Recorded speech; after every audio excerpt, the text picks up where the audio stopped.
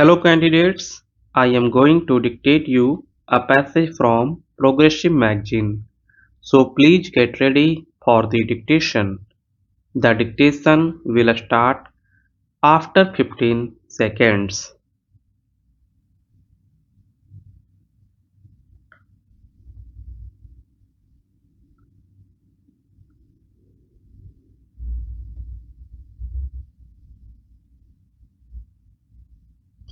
The most important decision of the conference is the Declaration on World Peace and Cooperation.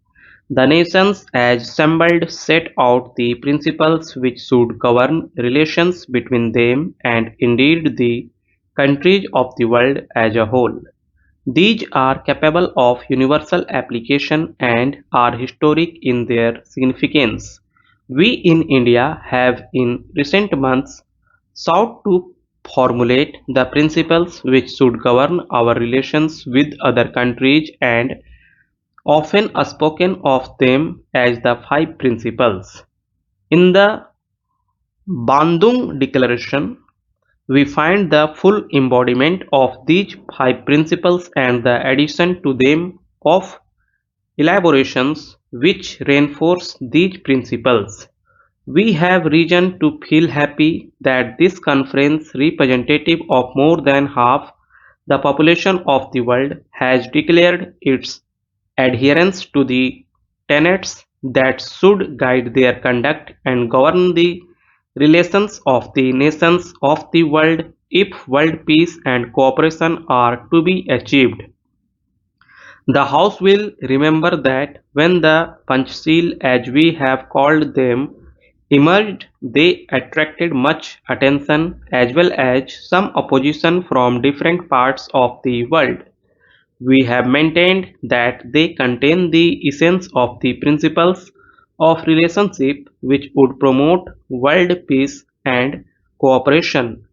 We have not sought to point to them as though they were divine commandments or as though there was a particular sanctity either about the number or about their formulation. The essence of them is the substance, and this has been embodied in the Bandung Declaration. Some alternatives had been proposed, and some of these even formulated contradictory positions. The final declaration embodies no contradictions. The Government of India is in total agreement with the principles set out in the Bandung Declaration and will honor them. They contain nothing that is against the interests of our country or the established principles of our foreign policy.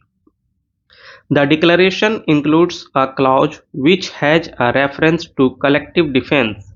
The House knows that we are opposed to military pacts, and I have repeatedly stated that these pacts, based upon the idea of balance of power and negotiation from strength and the grouping of nations into rival camps, are not, in our view, a contribution to peace. We maintain that view. The Bandung Declaration, however, relates to self-defense in terms of the Charter of the United Nations. The provisions of the Charter make it clear about the inherent right of self-defense. It will be also noted that the Bandung Declaration further finds place for two specific safeguards in relation to this matter, namely that there should be no external pressures on nations and that collective defense arrangements should not be used to serve the particular interests of the big powers. We are also happy that the declaration begins with a statement of adherence to human rights and therefore to the fundamental values of civilization. If the conference made no other decision than the formulation of the principles of the Bandung Declaration, it would have been a single achievement. So much for the actual work and achievement within the conference itself. But any estimate of this historic week at Bandung would be incomplete and its picture would be inadequate if we did not take into account the many contacts established, the relations that have emerged, the prejudices that have been removed, and the friendships that have been formed. More particularly, reference should be made to the conversations and happily some constructive results arising from private talks. Such results have been achieved in regard to some of the difficulties that had arisen in relation to the implementation of the Geneva decisions in Indochina, direct meetings of the parties concerned, and the good offices of others, including ourselves, have been able to help to resolve these difficulties and create greater understanding and friendship. This is the position in regard to Cambodia, Laos, and of the Democratic Republic of Vietnam. We regret, however, that we have not been able to make progress in this regard in respect of South Vietnam. This must await time and further endeavor.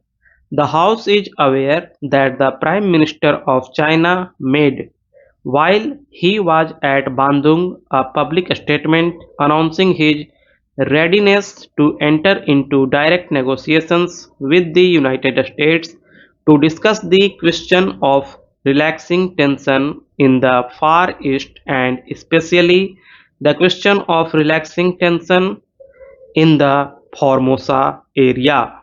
We have known for some time that China was willing to enter into direct talks, and other parties concerned have also not been unwary of it. The announcement itself does not, therefore, represent a new attitude on the part of China, but the fact that this has been publicly stated at a gathering of the Asian and African nations represents a further and wholesome development. If this is availed of by all concerned, it can lead to an approach towards peaceful settlement. I had several conversations with Chinese premier and some of these related to Formosa. At my request, our defense minister had also explored certain aspects of this question with the Prime Minister of China.